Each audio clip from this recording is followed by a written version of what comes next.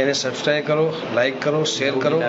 હાલમાં ખૂબ જ મોટા સમાચાર સામે આવી રહ્યા છે। ગણેશ ગોંડલ વિરુદ્ધ ફરિયાદ કરનાર રાજુ સોલંકીની ધરપકડ થઈ ત્યારે પોલીસ તેમને લઈ જઈ રહી હતી ત્યારે તેઓએ એવું કહ્યું કે જયરાજસિંહ જાડેજા અને ગણેશ જાડેજા વિરુદ્ધ હું લડી રહ્યો છું, મને પોલીસ ધરપકડ કરી છે અને એવું પણ કહ્યું કે પોલીસે મને પૈસાની પણ ઓફર કરી હતી અને તમે એમના મોઢે જ સાંભળો તેઓ શું બોલી રહ્યા છે।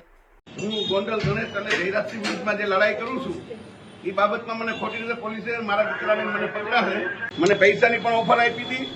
તમે જોયું તેમ આ મામલો ઉગ્ર બની રહ્યો છે। ગણેશ ગોંડલના પિતા શ્રી જયરાજસિંહ જાડેજા દ્વારા રાજુ સોલંકીને વળતો જવાબ આપ્યો હોય તેવું લાગી રહ્યું છે અને રાજકીય બદલો પણ લીધો હોય તેવું લાગી રહ્યું છે, કારણ કે જ્યારે ગણેશ ગોંડલ વિરુદ્ધ આંદોલન રાજુ સોલંકી કરતા હતા ત્યારે જયરાજસિંહ જાડેજા પણ ખૂબ જ ચર્ચામાં હતા અને ગણેશ ગોંડલ પરિવાર ખૂબ ચર્ચામાં હતો। અત્યારે હાલ શું આ ગણેશ ગોંડલના કેસ રાજુ સોલંકીએ કર્યો તે રાજુ સોલંકીના જૂના કેસ ઉપર લાવી તેમને અત્યારે હાલ ધરપકડ કરવામાં આવી છે અને જે ધરપકડ કરવામાં આવી છે તેનો ગુનો પણ પોલીસે ખુલાસો કર્યો છે।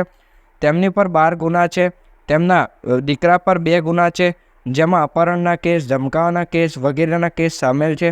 હવે સાચા ગુનેગાર કોણ છે, ગણેશ ગોંડલ છે કે પછી રાજુ સોલંકી છે, પછી જયરાજસિંહ જાડેજાનું રચેલું આ પૂરું ષડયંત્ર છે, શું છે એ તો કંઈ ખબર નથી। પણ અત્યારે હાલ રાજુ સોલંકી અને સંજય સોલંકી સહિત 4 આરોપીને પોલીસે અટકાયત કરી છે અને તેમના રિમાન્ડ મંજૂર કરવાના છે કોર્ટમાં અને હાલ આ કેસ ગણેશ ગોંડલના કેસને મિલતો જુલતો આવે છે।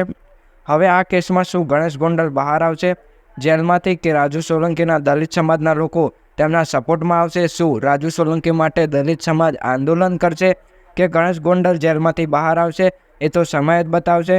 તમને શું લાગી રહ્યું છે, આ કેસમાં શું થશે? નીચે કોમેન્ટમાં તમારું મંતવ્ય જણાવો અને જાણકારી તમને સારી લાગી હોય તો વિડીયોને લાઇક કરજો, વિડીયોને તમારા મિત્રો સાથે શેર કરજો અને ચેનલને સબસ્ક્રાઈબ કરવાનું ભૂલતા નહીં। જય શ્રી કૃષ્ણ।